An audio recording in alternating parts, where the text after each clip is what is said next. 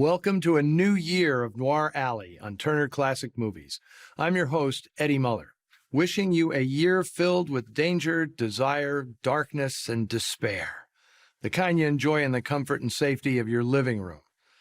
We're starting off 2023 with a film that features the most brightly burning Hollywood star of the last century, Marilyn Monroe.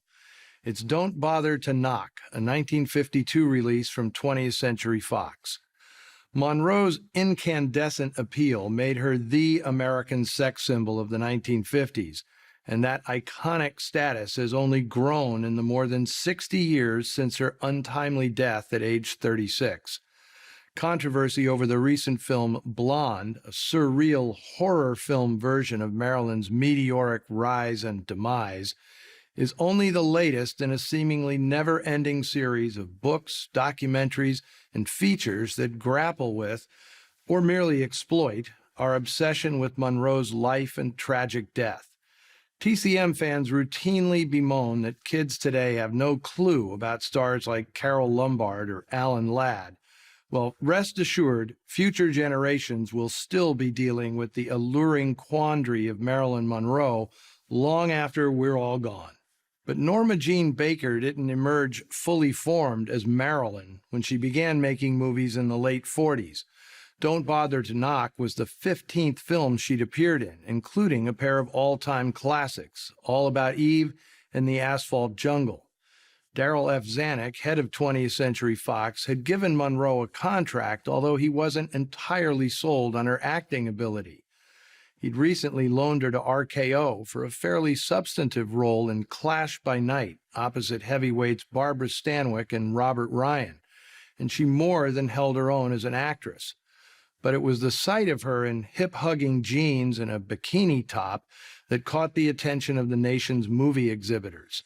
So Zanuck created Don't Bother to Knock as a vehicle for Monroe, specifically to test her out in a leading role. The source material is a slim and suspenseful novel called Mischief by Charlotte Armstrong. It's one of those tales where all the action takes place in a single night, practically in real time. The adaptation is by Daniel Taradash, who'd win an Oscar for his next screenplay, From Here to Eternity.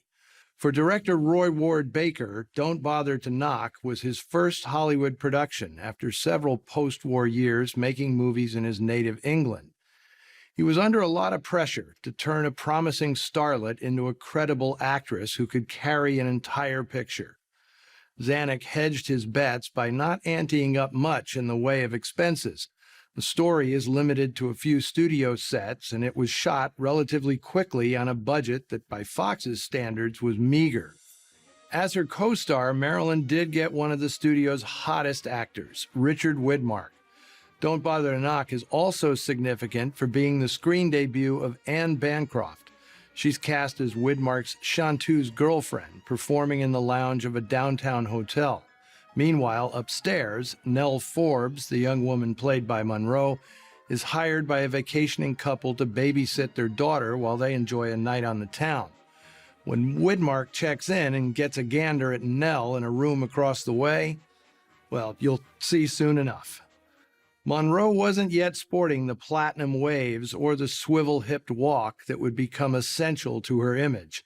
That came the following year in another Fox noir, Niagara, which fully exploited her sex appeal in the role of femme fatale. Here she plays a young woman who's vulnerable, confused, and damaged, and she gives a sincere, convincing performance. There are also wonderful supporting turns by Jim Backus, Lorene Tuttle, and young Donna Corcoran, fresh off her terrific debut in Angels in the Outfield. And for anybody who questions the film's noir bona fides, Marilyn's sketchy uncle is played by Elijah Cook Jr. Say no more. From 1952, the last year any American could have not known her name, here is Marilyn in her first starring role. Don't Bother to Knock.